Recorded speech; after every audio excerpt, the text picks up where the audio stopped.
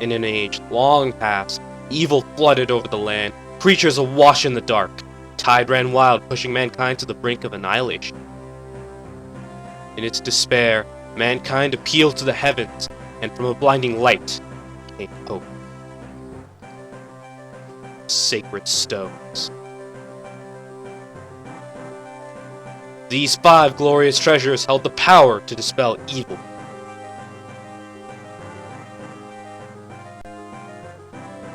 The hero Grotto and his warriors used the sacred stone to combat evil's darkness. They defeated the demon king and sealed his soul away within the stones. With the darkness imprisoned, peace returned to Magpul.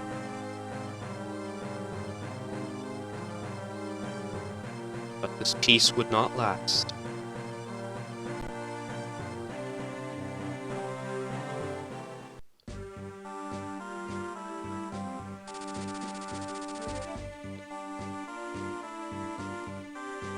The continent of Magvul, which we are on for some 800 years of quiet peace, reigned in the absence of the terrible darkness.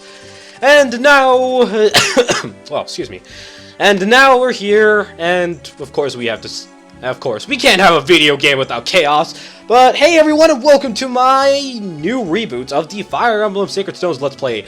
I'm restarting the series. You guys might find it really like old videos on my channel. But, I mean, I'm just going to leave them up. I don't really see a point in taking them down. But this is going to be the new one. This is the series I'm starting, and it's going to be awesome. So let's go over this. This is Renais. Here's where everything is, in case anyone's interested. So we have Renais, which is the main, like, our main characters, kind of from there. So this is Renais, and it's ruled by the warrior king Fado. It's awesome. We have like 5 countries, I believe. We have Frelia, the sage with the Sage King Hayden. We have the the Queen of the White Dunes who rules Jihana. We have the Theocracy of Roston, ruled by, yeah, that guy, Mansell. I never remember his name. I don't even think he's that important, but whatever, he might be. And the Grotto Empire ruled by Vigard, the Silent Emperor. Just interesting. So for the most part, these places have been at peace and stuff, you know? They've been connected by that merchant empire known as Carcino, which might be important, you never know. And, of course, conflict, blah blah blah, you know, the conflict that never shows up. And now, all of a sudden, 3 years after, 3 years after the 800 years of peace, all of a sudden, Grotto attacks Renais. It's the largest empire, it is the largest nation, and it randomly attacks Renais, even though they were under truce and they were longtime allies. Unfortunately, Grotto's like, we don't give no shit, and they attacked us. They attacked Renais anyways, and of course, compounding that, the son Ephraim, I think it's Ephraim, right? Yeah, I think that's how you pronounce it, has gone missing. Now, they've basically taken over Renais. It will fall, it is inevitable. We just started this game! We can't start this game in such a bad note! Why is it so negative, these games? Anyways, welcome, my friends, to the prologue of this Fire Emblem game. This is going to be a short episode. It's not going to be too long, yeah. The prologue's pretty short. I'm not going to do Chapter 1 today. I just wanted to kind of get a video out, introduce the series, show where it's going, kind of just ask your opinions. First off, do you guys like the layout? That's going to be the main question. I'm not going to have a question of the day box in the layout. I'm not planning to, at least. If I do, then future Hoenn, damn you for making me look stupid. Anyways, yo, we're here. So we're here at the siege of Renais, and your majesty, I hear bad news. The castle gates have been breached. Emperor Vigard's forces are within the castle walls. What do we do? I understand. The garrison has fallen. We've lost contact with the Prince Emperor, but no aid from his men. Your majesty, what are we to do? What else can we do? Order your men to lay down their arms. And we're surrendering. Well, Renais is done for. Well, bye, folks. And here's Erica, who's going to be the main character of this game for the time being. So he's asking us about her bracelet, and now he's sending us out of here. Take Erica and head for Frelia. King Hayden is an honorable man, and trust me will keep you safe. Understood. What of your majesty? Me? I shall remain here. We have long held Grotto among our dearest allies, and yet now they attack? I must know why. Am I somehow responsible for this? Have I erred in my leadership? Renais is mine to guide. How could I have failed her so? No! You can't say such things, man! No! I don't want to leave! No! The problems of a teenage princess. Oh lord. Okay, these guys got here seconds after we left. How is that possible? Wait a minute, if these guys were coming out... Okay, wait a minute. How do we escape all that? I don't know. Whatever. Convenience! Plot convenience is always good. General Set! friends. Ride along and bring word of our coming Frelia. Single rider is better odds than passing unseen by Grotto's men. Convey to the throne all that has happened here in position for reinforcements. Understood. Alright, so I don't really know what I'm gonna do. If you guys are wondering why I even have a layout in the first place, I do want to do some things with it. You guys will see soon. And, oh, look, it's this guy. Ew, it's this guy. Okay, yeah. Here's our typical, here, look, it's a typical villain guy with an ugly face. Ew, like, why is your face so ugly, man? Like, I don't think it's possible to make his face look prettier, but I don't know, man. I mean, look at that face, man. What's the matter with you? If you could have been evil for all you want. At least you could have gotten, like, plastic surgery or something for all of us here. Like, more poor viewers have to look at your face. Why do you subject my poor viewers to this torment, man? You know what's gonna happen? They're just, you know what? Just comment down here. Comment down here. Comment down here this man's ugly face. Just tell me something about, talk to me about how much this man's face is giving you, like, trauma or something. It must be traumatizing. Because it sure traumatized me when I first played this game. Yeah, that guy's annoying. You'll find out sooner or later. But yeah, so this is Fire Emblem. I apologize, I really haven't given him a solid backstory, which is exactly why I redid this series. I wanted to give more backstory, which is kind of why I made the layout. I might be putting some, I don't exactly know how I'm going to edit it yet. I'm not going to read all the text all the time. I'm kind of tired of it, to be honest. But, yeah, Seth was wounded, and then he came here, and now we're here somewhere. So we're kind of stuck here. But, if you guys want, I have made a Fire Emblem guide. So for those of you who might, like, not know what I'm talking about, I will be referencing that guide a few times.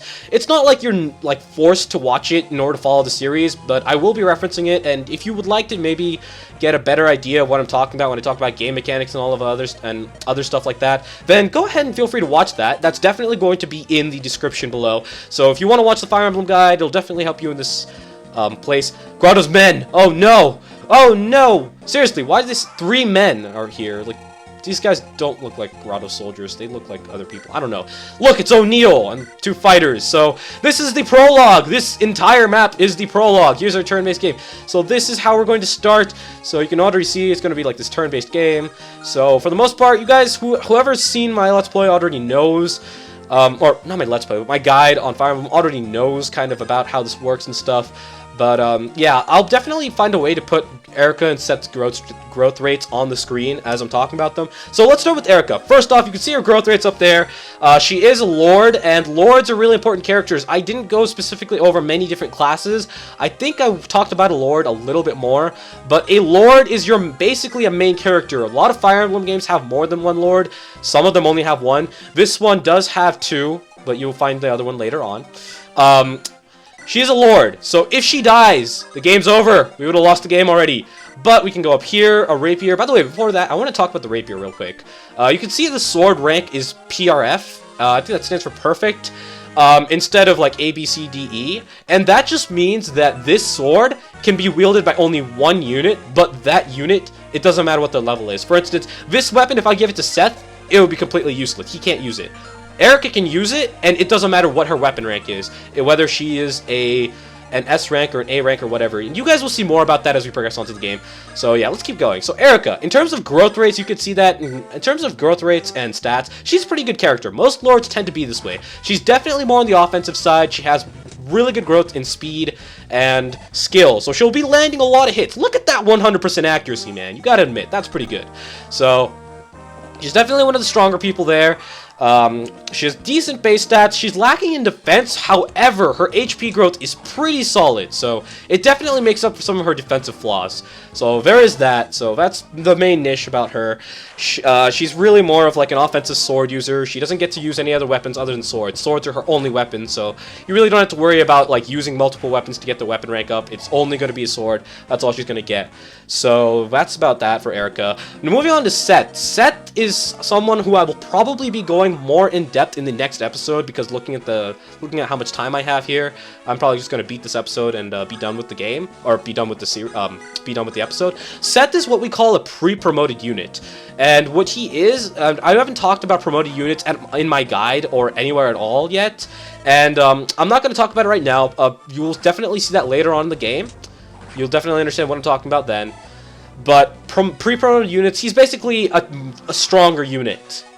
Okay, like, there's a way that when you have your units, you can promote them to a higher level. The best way I can compare this, ironically enough, is evolution in Pokemon. Now, for those of you guys who are watching, you probably know it. You can see, look at these stats, man. Look at them. They're powerful. But yeah, you can change, like, you can change some certain units to even stronger units. And he's a unit that is, like, in a certain state. Like, imagine getting a Grovyle as a starter. It's kind of like that. So, he will definitely, like, he has really good stats. You can see that he has really good stats here. I'll go over them more in depth later on. Generally, pre-promoted units usually have bad growth rates, so the idea is you kind of use them at the beginning just to protect your other units, and then you kind of don't use them anymore. That's the general idea. That's kind of what you do with units, and I just made a huge blunder there. I should have used a Vulnerary. I really should have done that. That was my mistake. But yeah, so he usually has bad growth rates. With Seth, that's not the case, but you'll see how it works later. But one really important thing to note is that Seth does gain less experience from these units. And there is a reason for that, again, that involves, like, it's really hard to explain, so I apologize if I'm being vague. I made the Fire Emblem guide to not be vague, so if that clears this up for you, then maybe you know. For those of you who know Fire Emblem, you guys know what I'm talking about.